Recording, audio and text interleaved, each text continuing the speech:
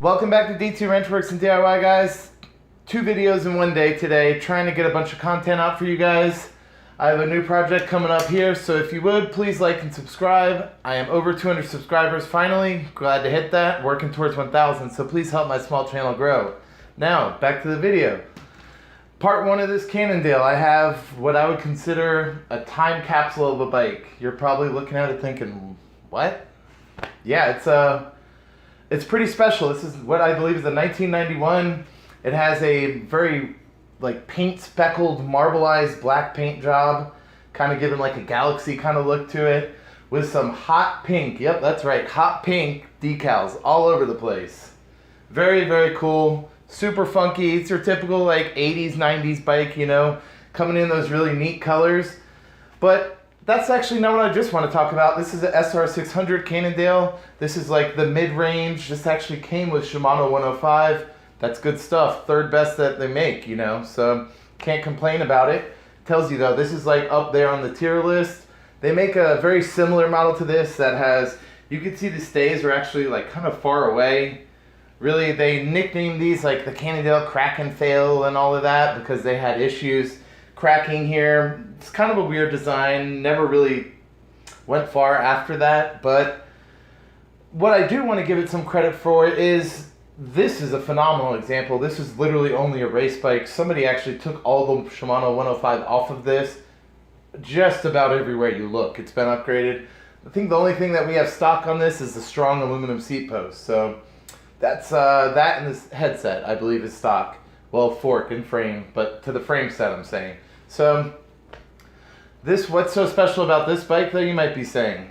Well, first thing I wanted to bring up is, you could probably see here, this has a set of Scott drop bars, but they're actually special ones designed by Greg LeMond when he was racing in the Tour de France.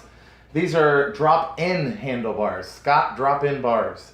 And you can see it comes down and it has like a turn right here with flats, another set of flats below.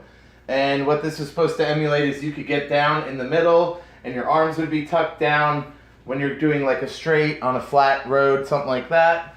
Really kind of just ended up being a marketing thing, but they're super rare. They're actually bring a pretty penny on eBay, and they're neat.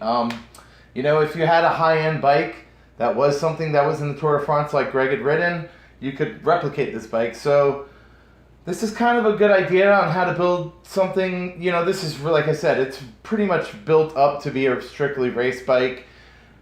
It's got a really tiny cassette in the back. It's got a full range double 5339. Really not something great for, you know, around this area where you're doing a lot of climbing. It's going to be a little rough on you unless you're only doing racing. So for, you know, what this bike is probably going to sell to is like a beginner or something like that. It's going to need a makeover. And to be honest, I paid a little more than I could afford for this bike because I wanted to try to make it like a little more modern. I've been doing this on a few different videos.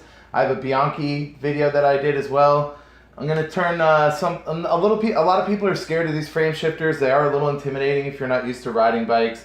I mean, if you're not even used to riding road bikes, the last thing you want to do is take a hand off the handlebar to shift. And this is where your shifters are right here. And you know, it's what I think belongs on a bike that deserves it, you know, something that's going to be more like a time correct kind of bike, and hopefully these handlebars will go on the same kind of bike. And what we have all over this, we have full Shimano 600. Now this Shimano 600 tricolor, very cool. It has a little 3-color flag on there, and it's like the turquoise, light blue, and dark blue. You'll always notice it if you've seen it. It's a sign of quality. This is what they did before they had Shimano Ultegra. Ultegra actually came out in 9-speed, and that's the 2nd best that they make. So, like I said, it had 105, the 3rd, upgraded up with the Shimano tricolor. We have the derailleurs, both been upgraded. Full Shimano 600 crankset. The other side's missing a dust cover, which is kind of a bummer, but nice that this one has it. They're pretty nice. I mean, there's such a high attention to detail for, you know, being early 90s, and technology's just starting to come out for, you know, this type of stuff. 8-speed was a big deal, you know. Now we're on to 12 speed and 11 speed in road bikes and mountain bikes now. So it's come a long way in a short time. But these are still very, very lightweight. The bike is, I would guess, probably around 24 pounds, and this is like a 59 centimeter. This is a big boy, so, you know, the bigger the bike, the bigger the frame, the more weight. But for what it is, I think you'd probably find like other bikes this size closer to 30 pounds in a lesser frame. This has a very cool, if you've seen my Cannondale mountain bike video, I did a whole series on that. I love the big down tubes.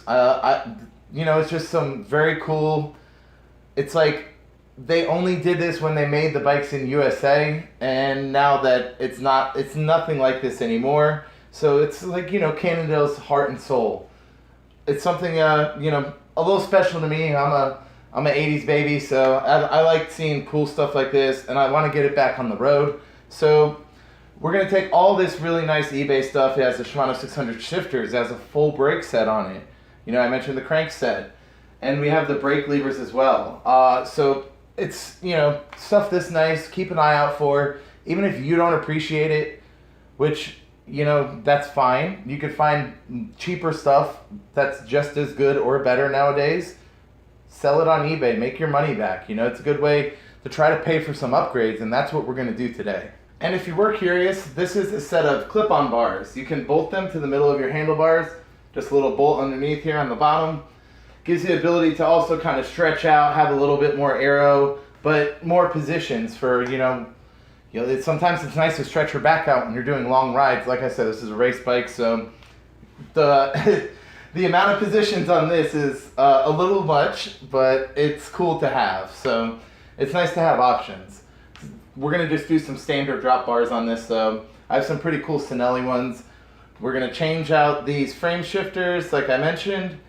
And, oh, I almost forgot. This bike has a very cool, also made in the USA, Matrix ISO C set of wheels. Somebody must have, I don't know, I've never seen wheels paired to these rims before. I'm guessing somebody hand-built these wheels, so they paid a shop to do all of this, and then paid a lot of money for the whole cockpit setup. It's, like I said, it's a time capsule. It's pretty cool. You're almost never going to be able to see all of this nice of stuff on a bike like this for cheap. It's, you know, those kinds of people want to usually get their money out of it.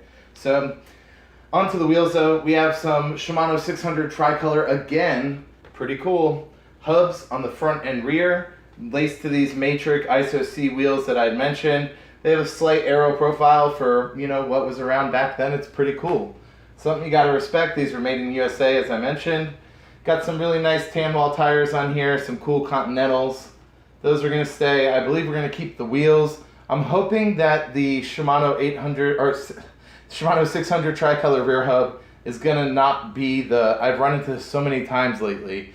It's kind of a bummer, but I'm hoping this is not a 7-speed only hub.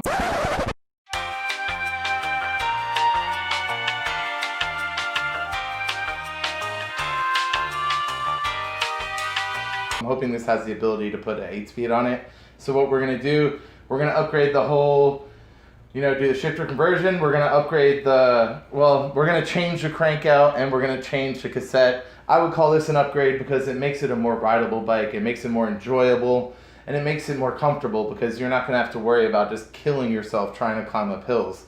You know, and if you're in Florida, it wouldn't even matter. There's so many flats. It's much better, you know, a lot of straights and a little bit more ability. You're not on bike paths on the side of the roads like you are around my area. So this is my little spiel on this Cannondale SR600. It's very, very cool. I hope you guys enjoyed it.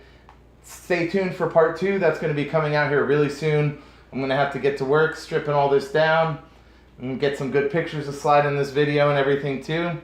Oh yeah, look, you could even see it came with some, for some more vintage. It came with these really funky Shimano M52 or 252 or whatever the heck they are, SPD pedals, and they're purple and white. I think we might have to get rid of those. But that's it. So thanks for watching, guys. Like I mentioned before, please do subscribe. It really helps my small channel grow. And we'll be back sometime soon with this bad boy looking a whole lot different, ready to get some miles out there. So have a good day. Thanks for watching. Bye.